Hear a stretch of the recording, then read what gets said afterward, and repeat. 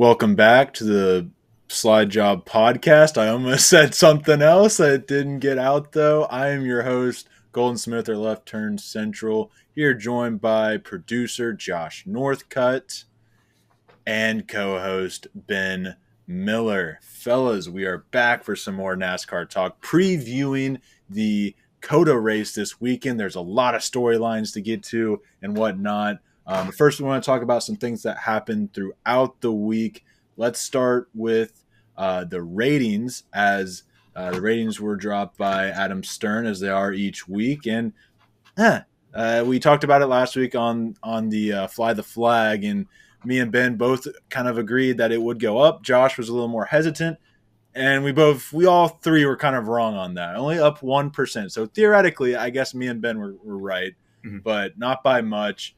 I got 4.586 million viewers, which is still really good for a NASCAR race. There's times it gets down in the 2 million to 1 million range. So still a good viewership, but yeah, up is up, like Josh said before the show. What do you guys think about this? Do you think it'll just be marginal from here on out? Will it go down? Will it stay at the median? What do you guys think, starting with Ben? I think as of right now, I would say it's probably going to stay where it is right now. But I can definitely see it rising up in the future. But we'll see as the season progresses for sure. Josh? I believe history kind of says road races usually result in less people watching. People don't find it as entertaining because a lot of times drivers up front stay in front. There's a little less opportunities for passing. I would advise you to watch some Watkins Glen finishes and the COTA finish from 2022. Okay, fair enough.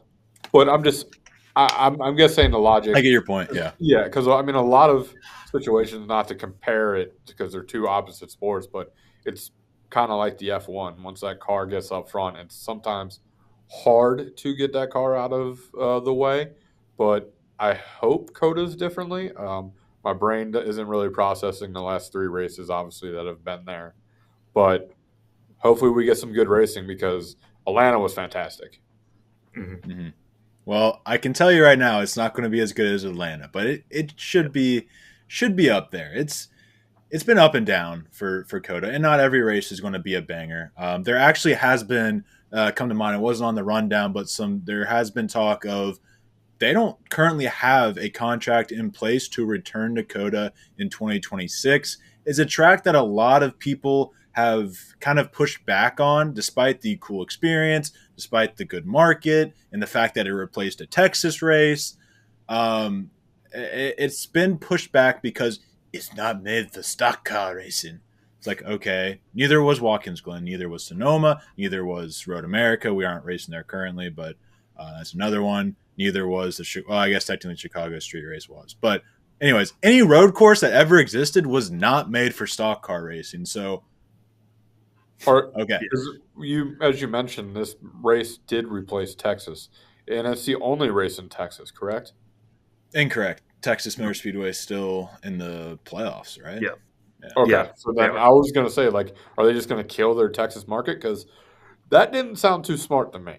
So, okay. No, if Texas, not at all. As long as Texas is still there, then I guess you still have that. But the COTA experience has probably got to be part of it. I mean, it would be one of those on my minor bucket list of maybe like races I would go to outside, like the diamond races and such. Absolutely, for sure. Well, you may have to get you a ticket for this weekend then if they don't end up picking it up. I do know NASCAR did have discussions of maybe having a more fluid schedule where some years off for some tracks, some years on for some tracks. So that could be the case. It could get, but I do know there is a stipulation, or at least there was a stipulation, that the state of Texas had to have at least 2 races. And it's actually funny. That's how they got out of the second Texas race, is that they brought in COTA, because Texas is by far probably the most hated track in NASCAR. At least it was throughout the 2010s. And that's because of the repave and all of that stuff. So, and it was pretty clear that there was not much interest in it. So that's why they brought that COTA race. And in turn, just having one race at Texas has kind of become a more appreciated track. It's funny how that works. We don't race there 2 and 3 times a year.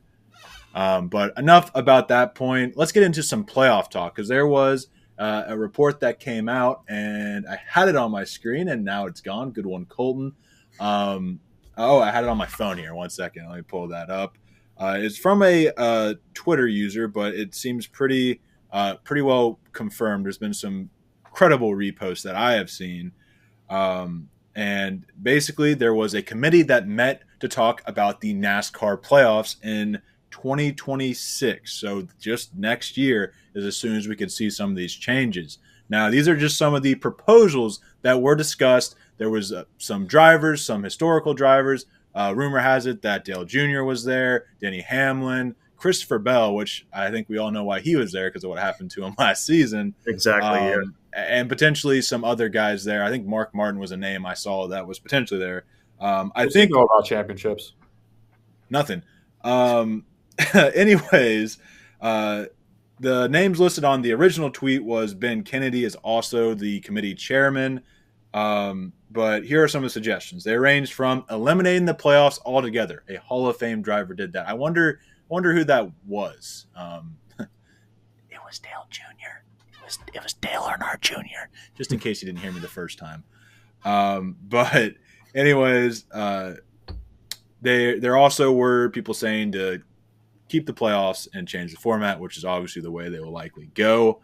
Proposals included a 7-race lead-in to a 3-race championship. Also, potentially reducing the playoff field, which I really like that. 16 feels way too high for me. But NASCAR's goal is to create a system that crowns a deserving champion, but also maintains or elevates fan engagement. Stage racing, which has been largely unchanged since it was introduced in 2017, was a talking point as well.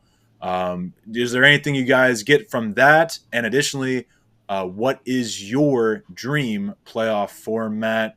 Ben, I'll let you start. I mean, to be honest with you guys, I would like to see NASCAR go back to the Winston Cup point standings because I feel like throughout that era, though, the best driver, the most consistent driver, most wins, who had the most wins that season, they deserve the title. I mean, for example, like guys like Tony Stewart, Jimmy Johnson, like the reason why those guys – say again? Matt Kenseth. Oh, Matt Kenseth, yes. But he didn't win a race, right? Correct. Yeah. And that was part of the issue? That's why we went this route, yes. But I don't see what the issue is with that. If you're the best driver and you earn the most points, you got the best finishes, why shouldn't you be the champion? Sorry, Ben, to cut you off. Oh, no, not at all.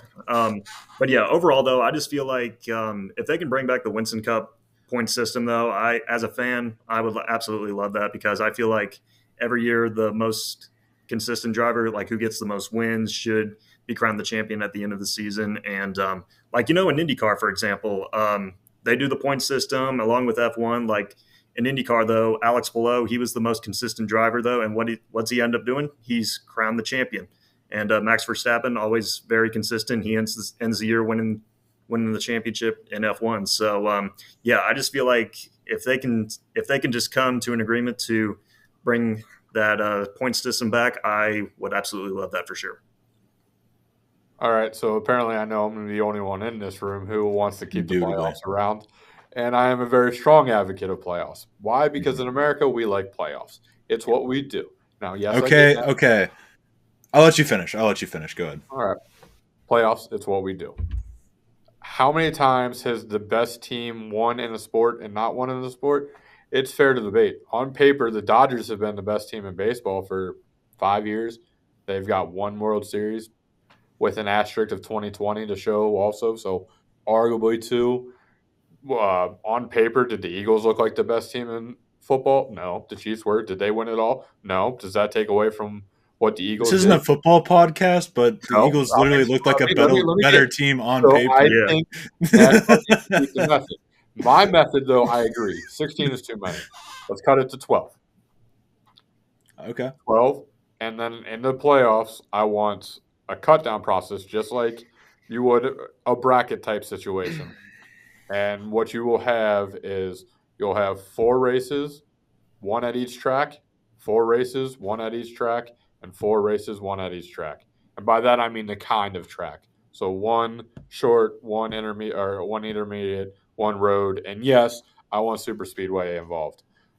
That's how I would go about. And also, I am very strongly more and more in support after hearing Colton's takes and then hearing the best driver in the world or in NASCAR, Kyle Larson, come out and say we need to change to 12th track or last track because I have no chance of beating Team Penske and Blaney, Logano, and of course Cindric, the best driver.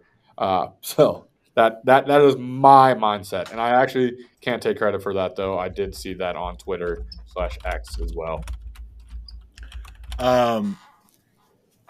So you're saying that in America we will not watch NASCAR if it's Winston Cup because there's no playoffs? I think there's a chance that the last race of the year would maybe possibly be irrelevant, like it has been in years past. My only argument is I think in 5 years IndyCars might surpass NASCAR in viewership. Mm-hmm. I mean, with the trajectory they're on, Joseph Newgarden just signed with Clutch Sports. I mean, IndyCar is getting a lot of praise. IndyCar is getting it's on an upward trajectory for sure, and I think it could eclipse NASCAR at some point. Maybe not 5 years. That might be too short. But regardless, nobody has a problem with the fact that there's no playoff. There's no mention of a playoff system in IndyCar. Yeah. F1, second biggest sport in Europe. I know it's not America, but it's definitely gained a lot of notoriety here in America in recent years. No complaints about a Winston Cup system there. So I don't necessarily agree with that. I think, yes, if you are a sport, a like stick and ball sport in America, you have to have a playoff. With your motorsports, I don't really see never really saw the need for it. But anyways, it's not happening. There's no real reason to sit here and debate about it. I don't really get why there was why we left this in the first place, but here we are. It's the thrill of the playoffs, Golden. Yep. Like the playoffs just add a little bit more to everything. Now, have NASCAR maybe not got it right with the way they go about it? Yeah, probably. But still, like playoff sports are what we're looking for. It's about to be March, Colton. What are you about to look forward to for the next month? I don't hold basketball and racing in the same respect, though. It's not like there is no other racing league in the world that does this playoff. Nobody. In America, no dirt tracks are doing no playoffs. Nobody is doing it. It's two different sports. And I think that's the issue is NASCAR tried. NASCAR was the number 2 sport behind the NFL, and they wanted to become the NFL. And guess what? Accordingly, ratings went I just realized the ironic of making that noise. But knowing that there's no way we get the Winston Cup Series points, I would like what Josh said. I think first of all, if you have at a certain point, you should get a bye. I think maybe the first 4 in points should be fine to make it to the second round. I think 3 rounds is probably better than 4 rounds. Have a longer regular season and then get to the playoffs. Because the playoffs seem like they drag just a hair. And it's very interesting, but you could do like maybe a 2-race system, like 2 races and then 2 races, and then have the championship be 4 races. But also you could just do 3, 3, and 3. I think that's just fine as well. And that's probably actually what I would go with. I think no winning you're in, by the way. I think the best 16, best 12, however many the number is, best 12 drivers need to be competing for a championship. I don't need Ricky Stenhouse. Fun fact, Eric Jones, back in 2019, when he lost the 20 job, he would have made the round of 8 if he made the playoffs. But because I think it was Cole Custer had a win, he didn't make the playoffs. And if not for that, he would have stayed in the 20, and who knows what the world would be. He lost his job because of the win in your end system. I just rehashed that a couple of days ago is why that came to mind.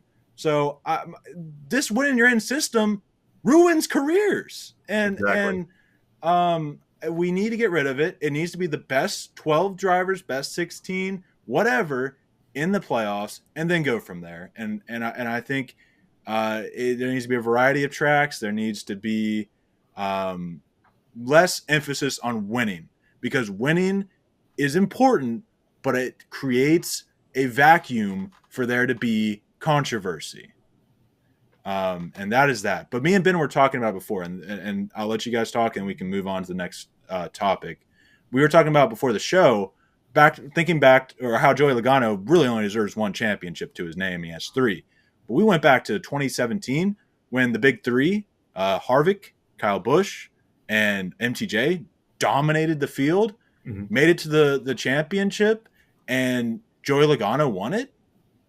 Those guys had like a combined 20 wins on the season. That could have gone down as one of the greatest seasons of all time, one of the most entertaining.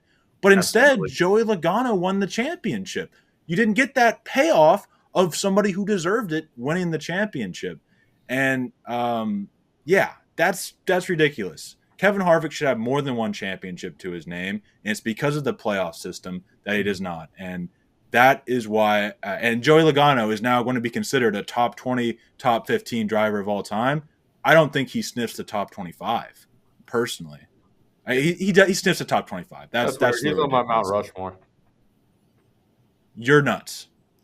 I'm kidding. I'm clearly good. I was going to say, statistics we have gone over this before. Everyone knows my Mount Rushmore. So yeah. You just caught me off guard. You got me ranting, but anyways, any last thoughts on the playoff system before we get to flying the flag? I mean, just looking back at Joey Logano's 2024 season, though, I mean, obviously he was not the best driver, though. He was so inconsistent in the regular season, though. I mean, before Nashville, though, he was out of the playoffs looking in. He was like 17th or 18th at the time. And, I'm just glad that NASCAR is coming together to try to fix this up a little bit, because we definitely need something better for sure. And I will always say, Colton, I do agree. Winning your in should not be a thing.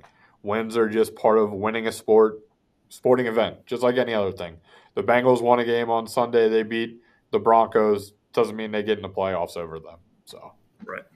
Exactly. Somebody's got to win. It's a part of it. It's impressive, but you should be able to perform throughout the season and make it to the playoffs. But let's go ahead and move along. I just have a couple. I had a longer list of people to mention, but we went over on playoffs surprisingly. So I'll just throw out like 4 names here, and what the fly the flag is going to be this week. I want to name a driver in their current position in the points. I want you to give me green, yellow, red. Do you think? What do you think about their current position in points? Will it stay? Will it not? So first and foremost, let's look at the top of the leaderboard. Ryan Blaney, number 1 in the point standings. Do you see that holding, Ben? I'm actually going to go yellow flag on this one. I mean, I feel like I could see Blaney having a great year and possibly being a championship caliber driver like he always is. But as of right now, I wouldn't put him there just yet. Oh, Josh? I would agree with yellow. We talked about Penske, their dominance at super speedways. So him being up there right now, not exactly a surprise. Is he talented enough to be up there? Absolutely. There's a reason why he's a champion. But there's other races, other tracks coming up that he tends to struggle at, especially last year. Yeah, I'll put a yellow in the sense of him maintaining the lead. But if this were to say remain in the top 3, top 5, I would throw the green flag on that. Next up, John Hunter Nemechek in 7th position in points. Do you think that will maintain? Let's change it, because obviously he's not going to stay there. But do you see John Hunter Nemechek maintaining a playoff hunt? I'm going red flag on this one. I mean, as much as I am a Legacy Motor Club fan, I mean, it's obviously been a – say again? I wonder why. Yeah. JJ, let's go. But obviously, though, John Hunter Nemechek off to a great start in the 2024 season. But in a way, I just don't see it happening, though. I feel like from this point on, it's just going to go down. But, I mean, I hope they can prove me wrong. But, yeah, that's just my prediction right now for John Hunter Nemechek. Josh? I'm going to throw the yellow. I think he's been a talented driver. He showed skills down in the Xfinity. Last year was really tough break, as we mentioned on Monday. He was the most crashed driver in 2024. If he can stay out of trouble and they can continue to show speed in the Toyota, I don't see why he can't be a playoff contender. I'm going green flag. I think he will be in the top 20, which is what I consider to be playoff contender range. As far as top 16, I could see it. I would throw the yellow on that. But I think top 20, yeah, give me pretty confidently green flag on that. I'm going to scroll down to the bottom. I'll throw in really quick Carson Hocevar, 15th in points. What do you think?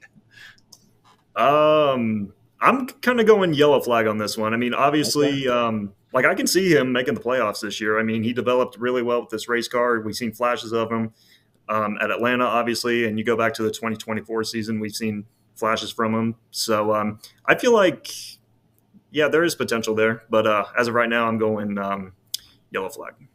I'm going to go red because he's going to continue to piss some drivers off, and eventually they're going to get their revenge and start putting him into the wall as well.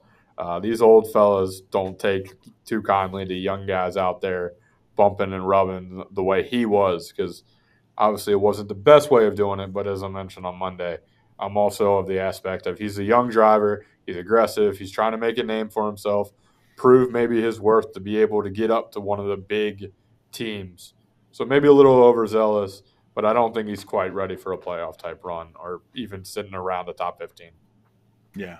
Yeah. Give me a red flag on that. I think he'll be hanging out in that 25 to 20 range. Speaking of 25-20 range, Daniel Suarez, 25th in points. See that sticking or no? Ben? In a way, I do see it. I do see it happening. I mean, it's obviously been a rough start for Daniel Suarez. I mean, hopefully they can turn it around, but as of right now, I just don't see it. I'm going to throw the green flag and say it might even get worse as the year Frag? goes on. Yeah, leave me alone. Hey, we've been talking a lot today, Colton. We sure have. We sure have. But anyway, throwing the green. Holy crap. Green flag. I got you. Let's go. I think it might get worse. I don't know what's going on, if it's maybe in his head, if it's just a team behind the scenes, obviously with Pitbull leaving or what, but something doesn't seem right with that 99 team.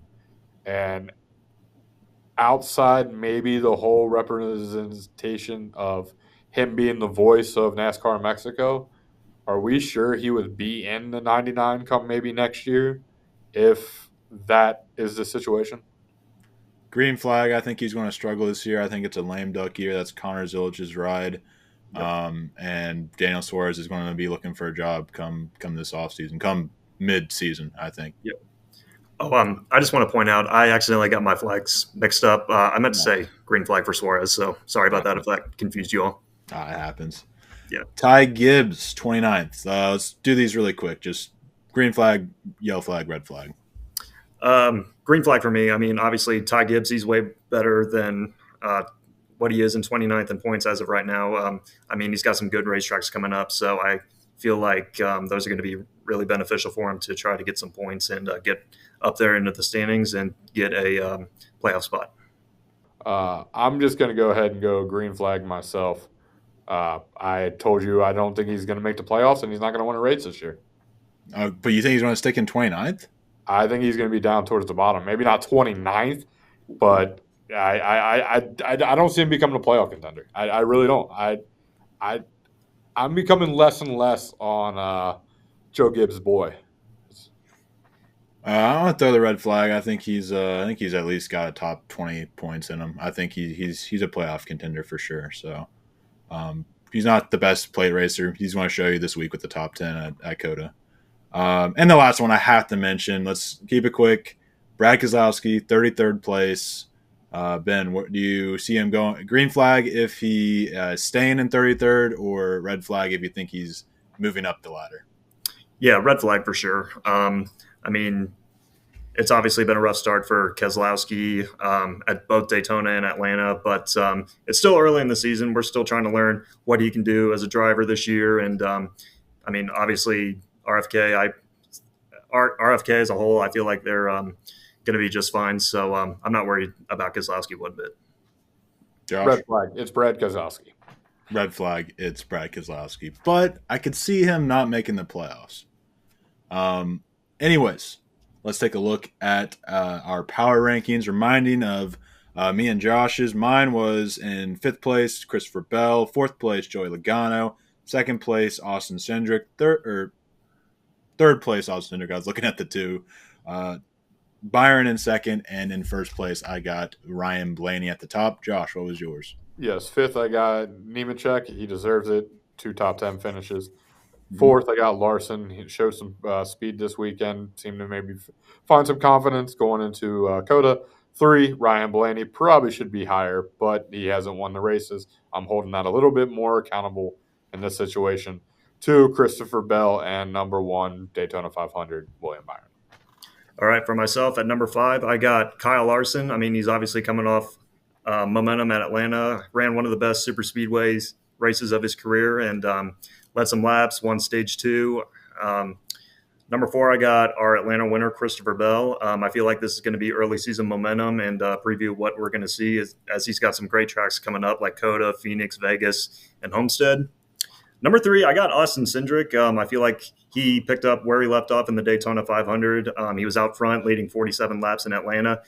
Could have won it, though, but late block by Kyle Larson got him in a wreck with William Byron. But we know how he can be on road courses. He's a great road racer.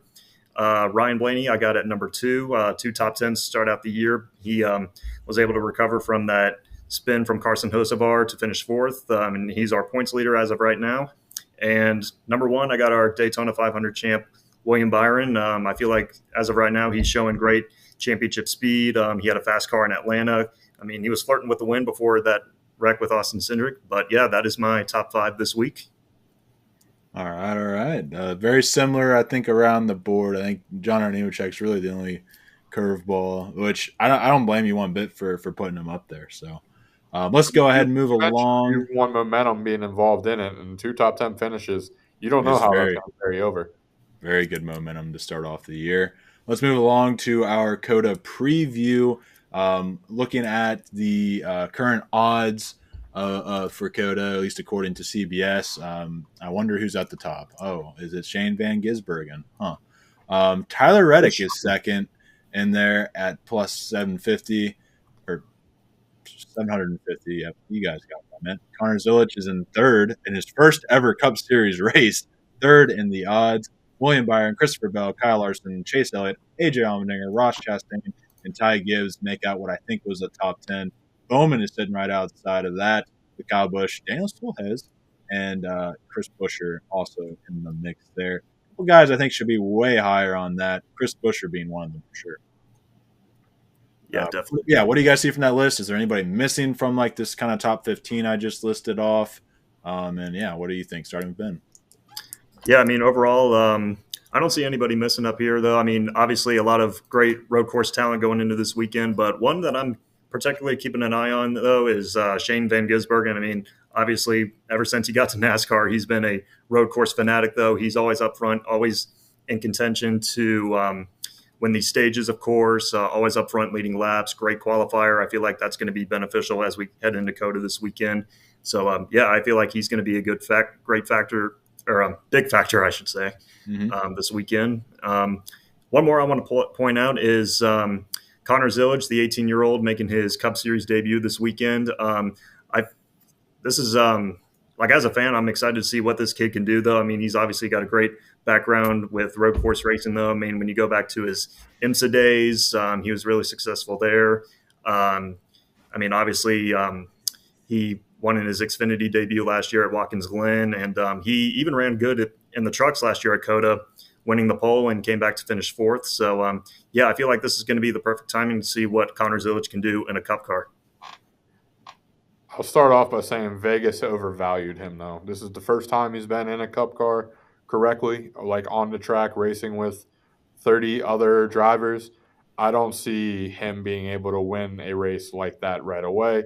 Yes, I know SVG did something like that, but it was also a little bit different situation, rain, different track scenario. SVG was also in his 30s. Also very, very true. Yeah, they're 18, 30. You know, it's the same thing. There's a little bit, 35, 21, same thing, guys. Shane Van Gisbergen, he's been what racing? He'd been racing for like what 15 years or so before that. Zillage about 5 or so, if that. So sorry, Yeah, cut you off, but just spoiler funny. alert for probably Colton's first overall pick, but it's also disrespectful. Just Tyler Reddick should be favorite. This is a track that he has done very, very well at. Three top fives, three top fives, and a win. His worst average start is third place. He knows how to whip it around this place, and he's obviously going to be one of the top guys. There's another driver I'm interested in, and I will bring up if I'm able to draft him, but I don't want to bring him up now because I'm afraid one of you two will take him. I have a feeling I know who it is, but we'll see when we get there. I think the favorites are pretty fair. SVG, Tyler Reddick. Byron a little high, I guess, because of his Daytona 500 win. Bell coming off a win as well. And he's actually coming in as the defending COTA winner. He did win last year, didn't he? Yeah. Reddick, Chastain, and Byron are the ones with the wins here. Okay, well, Chastain's kind of down there on the list. Allmendinger is one you have to talk about here. Definitely looking to get that boost on his potentially last full-time Cup Series season. Hopefully not, but he's getting up there. I kind of don't want to name some names, kind of like Josh. I guess we'll talk about Austin Cindric because it's been a kind of a point of contention of that he is he was an outstanding Xfinity Series road course racer. He's been a good, not top of the pack Cup Series road course racer, but he's had a hell of a start to the 2025 season. I almost forgot what year it was for some reason. But yeah, he's had a hell of a start to the year, racing at Super Speedway, which is by far his best type of track.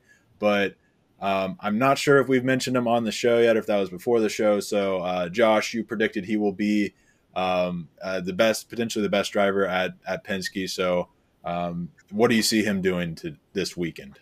I like him to have a chance. I really do. He's had great stuff the first 2 races. And as you mentioned, of the 3 driver, he's in Penske, he's probably the best road course guy on paper. Yeah. I absolutely think he's got a shot. I do want to mention, and I meant to since you brought up Dinger and SVG, COTA is their worst road course. Last year, SVG finished 20th, and Dinger has a average finish of 25th at COTA in 3 attempts. Kind of interesting to see that 2 guys who are usually are known to dominate the road course struggle here a little bit. Case in point, Colton mentioned earlier, maybe it's not built for the motorsports world. Oh, stock car, you mean? Yeah, sorry. So Anyways, is there any last points y'all want to make before we move on to the Fast Five? Yes, I just got one quick comment real quick on Austin Cindric. I mean, obviously a great start to the 2025 season. He ran good in Daytona, ran good in Atlanta, out front leading laps. Even though he hasn't necessarily had the best resume on road courses in the Cup Series, though, but like we talked about, he was elite in the Xfinity Series, though. So it'll be interesting to see if he can bring that momentum that he had at Daytona and Atlanta into COTA to try to turn that around a little bit, because this 2 team, they're on a roll right now. And I feel like there is potential that he can be a factor this weekend. All right. Well, without further ado, let's go ahead and commence the Fast Five. If you're not familiar, we all will pick 5 drivers, draft style, so 15 in total. And just any driver on the entry list, doesn't have to be full-time, can be part-time, all that. And basically how the point system works, 20 points for the winner, 15 if you get a guy who has the top 5. Top 10 is 10 points, top 15, 5, and top 20 is just 1 point. If it's outside, that is 0. Stage win and most laps led get you 5 points. One single lap led gets you a 1 point. And picking a winner, you get to pick anybody in the field as a winner. If you get that right, then you will get a 30-point bonus. So, gentlemen, I have the first pick. And guess what, fellas? I'm going with Anthony Bennett. And by Anthony Bennett, I mean Tyler Reddick, because like you said, Shane Van Gisbergen not have the best finish at COTA. This isn't the street course style that he is used to. He'll get a great finish for you guys, but I don't think he's going to get the win. I like Reddick. I like the energy he's come with to start the year. I think this is where he stamps his certification on the season. I think at the very least he'll get himself a top 5 here. All right. So with my first pick, I'm actually going with Kyle Larson. I like all the like he's obviously bringing in good momentum from Atlanta, one of his best super speedway races that he's had in his career. And you know how he can be on the road courses, though. I mean, Coda's been a good track for him, though, and I feel like that he's going to be a contender on Sunday. So we'll see what happens. Coda actually has not been a great track for him. What was it? No, really? he has an average finish of 20th place, just ahead of SVG. So I'll gladly see you take that. But don't worry, though. I'm not going to take your guy. You're going to still have him. My pick, however, is going to be Alex Bowman. Damn it! Alex Bowman. I knew it was who you were going to pick. Alex Bowman has 3 top 5s, a low finish of 4th place, and he is by far the best driver not to win here yet. Will he change it this weekend? Maybe. My other option, just to stab Colton, because I like his chances also. We talked about it earlier. I like Chris Buescher and the 17 car to possibly find his way in the victory lane. Oh, boy, did I do what I wanted to. I love both opportunities of both those guys to find their way up front and absolutely dominate the track. And I think I've succeeded at my job. Go ahead, Ben. You're up, buddy. All right. So just looking at this list right here, I'm actually going with SVG. I know Coda necessarily hasn't been the best track for him, though, but like we know how he is on road courses, though. I feel like that's going to be beneficial for this weekend. So give me SVG. Yeah, honestly, though, like you said, SVG is the road course god almost. Yeah. He's going to have a chance. He's going to be there. Glad to see you're back, Colton. You okay, bud? I was so happy because I thought you were picking Chase Elliott. I was like, let's go. He sprung my trap, and he goes Chris Buescher. Yeah, I mean, he is Bowman and Buescher with Buescher is the best road course driver since February of 2022. Sure is. I knew you'd see that. I don't know why I didn't go. I saw the same link. That's why when you gave me this pick, I was like, I know who Ben wants. I know where Colton's going. I'm going to get both guys I want. By the way, Colton, you're on the clock anytime you want to pick. Who did Ben pick? He took SVG. Damn. Yep. Guess I'll just have to settle for AJ Allmendinger at a road course. I'm so disappointed. All right. So third. Wait. Hold on. Oh, I'm sorry. No, you're fine. I need to write down what we have. So I was too busy throwing my pen across the room and proceeding to throw my headset right behind it. So. Again, Colton, if you did not get mine was Alex Bowman and Chris Buescher. I got it. I sure got it. Okay. I sure got yours. I got Larson and SVG. All right. So Josh is going to score the most points this week. That's 30 points right there with his 2 picks. So, yeah, what's your next pick, Ben? All right. Did you pick your third driver, Colton? Oh, that's right. I get 2 picks, don't I? Shoot, my bad. Dinger's in the 16 still, right? Correct. Yes. For me, my next pick is going to be Chase Elliott. Let's go ahead and bring him onto the team he belongs on. He's also one of the best road course drivers, honestly, since he joined the sport. So I have him pretty consistently, probably not winning, but getting a top 10, top 5, which is something I like to pride myself on getting. So give me Chase Elliott in the 9 on my team as well. All right.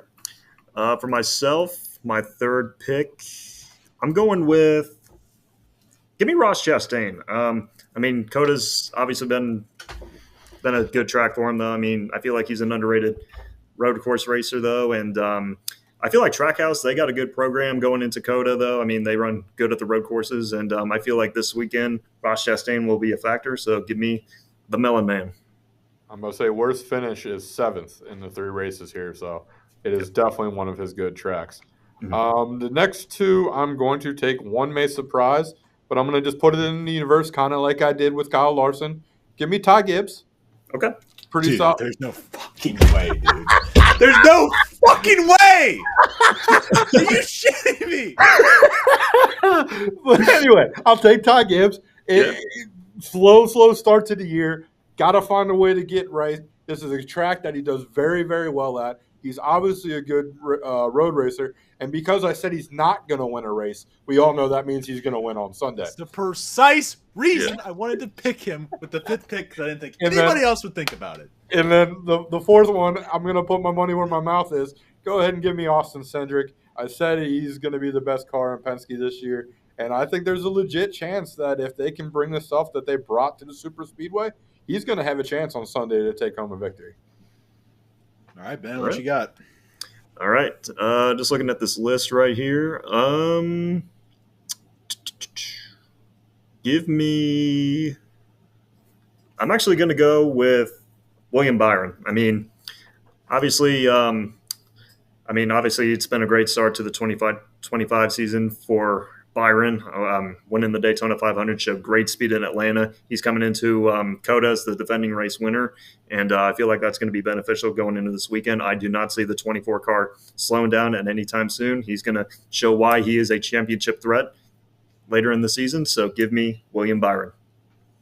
All right. What number does Zilisch drive? Does he drive the 97? 87. 87. Okay. Oh. He's driving the 88. No, it's Shane Van Gisbergen. Oh, yeah. You're right. They were just right by each other with the paint scheme and photos. It threw me off. My bad. First race, sure, but there's a reason there's a lot of hype for Zilisch this weekend. It's because he's a talented road course driver. Ups and downs there will be, no doubt, but I think he's got the talent to get a top 10 qualifying position without having to worry about everybody else and stick around that top 10, the top 20, and who knows? He's the wonder kid. Why not have him on my team as a potential race winner? And then my second pick, sorry, I was just thinking back to my arm hurts from when I about fell out of my chair. I had to stop myself, and just made me think of how that. Huh? Are you going to take Ty Gibbs? Oh, wait, you can't. That's right. Anyways, I'm going to go ahead and take another safe pick, good road course driver, maybe not the flashiest, but Denny Hamlin. He's a great road course racer, and I remember him having a pretty decent start. At least he had a good car last year. I remember that. There's positive vibes with this race and him last year, so that's what I'm going with to round out my team. Ben, who are you finishing with? All right, my 5th and final pick. I'm going with the Dinger, AJ Allmendinger. I already have Dinger. Oh, I'm sorry. I did not see the list there. Let's see. I'm actually going with Christopher Bell. I feel like with that Atlanta win, though, I feel like he's going to continue the momentum, though. COTA was a good track for him last year, finishing runner-up to William Byron. And I feel like Atlanta was the start of something special in 2025. And I feel like that 20 team is going to bring it this weekend. So give me Christopher Bell.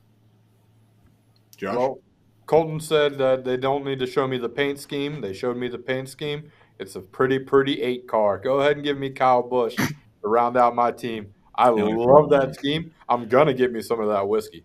Oh, God. Here we go. All right. Isn't it really weird when I have 1, 2, 3, 4, 5, like just a queen sweep? Okay, buddy.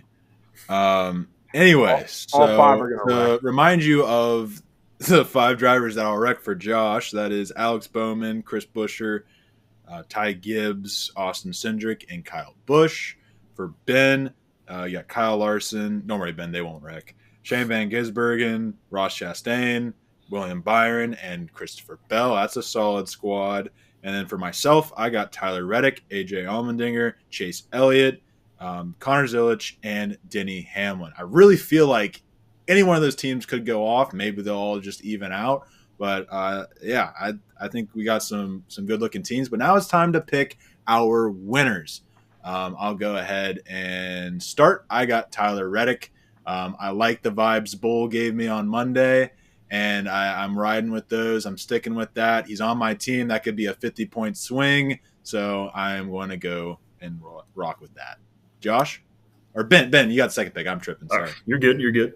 For myself, I'm actually going with SVG. I predicted early in the season that he's going to win at least 3 road course races this year, and I feel like there's a chance this weekend that we're going to see that. So give me SVG. Even though COTA hasn't been his best track, though, I feel like eventually we know how he is as a road course racer. He's going to learn what COTA is all about, and it's going to be a good show for him on Sunday. So give me SVG. I was gonna take Alex Bowman, but I might as well go ahead and wrap up the perfect episode, pissing Colton off one more time, and I'm gonna take Tyler Reddick to win the race. Okay. I'm not pissed. Like, No, I mean that's no loss to me. Yeah, no, it won't surprise me one bit. As you mentioned, as Bull mentioned, he's clearly been the best driver here repeatedly over and over again. The man has special speed when it comes to road courses. He's extremely, extremely talented, and it just seems like a spot that he is due to pick up a victory and hurt my opportunity of 20 victories because he's another big-name driver who can easily repeat as winner. Yeah. Well, what an eventful episode of the Slide Job podcast. That was such a visceral reaction, man. Like, Josh just taken all of my picks, and I thought for sure I would at least get Ty Gibbs, but no, I didn't. That's okay, though, because I'm happy with the team I have and excited to see how it all plays out. Remember, COTA qualifying is really big because it's really hard to make your way through the field. You got to do it on the restarts. Are they still doing a thing where there's no stage cautions? Oh, that's a good question. I hope they are because I think that's more enjoyable. However, if they aren't doing that, or if they still have stage cautions, then we'll have a little more opportunities than in recent years. But qualifying is going to be huge. A big indicator of what the race could end up looking like. But they do the race for a reason. Anything can happen. And I'm excited, again, like I said, like 2 seconds ago, to see how it all plays out. But any last words, thoughts you want to get out there before we wrap up the show here? Yeah, one thing about Kyle Larson real quick. Josh, I know you pointed out that COTA really hasn't been his best racetrack, though. But I feel like this weekend, though, I just have this feeling that with that momentum in Atlanta, that he's going to turn it around this weekend. So, and we know how Kyle Larson is as a road course racer. So I feel like he's going to be one of the ones to keep an eye on. I 100% agree. I think the thing I'm most looking forward to is just seeing how Connor does against these quote-unquote grown men who have no problem getting their elbows dirty, getting their elbows up, and maybe teaching an 18-year-old how it all works in the Cup Series. Yeah, absolutely. Yeah. Can't wait. I think it's 3:30 p.m. Green flag, if I'm not mistaken, which means about a 4 p.m. green flag with Fox and all their fun stuff. So can't wait to get there, and let's go ahead and wrap up the show. Thank you all for listening. Be sure you hit that subscribe button if you did enjoy. Check out my Twitter at LFC__99. Check out Josh's at JNorth1985. 89. Stop putting 8 years on my age. Well, 85 is just such an iconic year because of J. Cole. So unfortunately, anything in the 80s, I just think of that. But go check him out at 1989. I'm trying to do these from memory. I don't have the thing pulled up. So then Ben at B Miller or Ben Miller? Ben Miller PXP. BXP. Go check him out there on his Twitter. We will be back next Monday, presumably with Bull, correct? Correct. He said he'll be there Monday. All right, with Bull to recap the happenings of COTA, and then back next Friday again with Ben to preview what race with Phoenix? Phoenix, yes. Phoenix. So to preview Phoenix, give our Fast Five there. So we'll see you all then. Till then, peace out.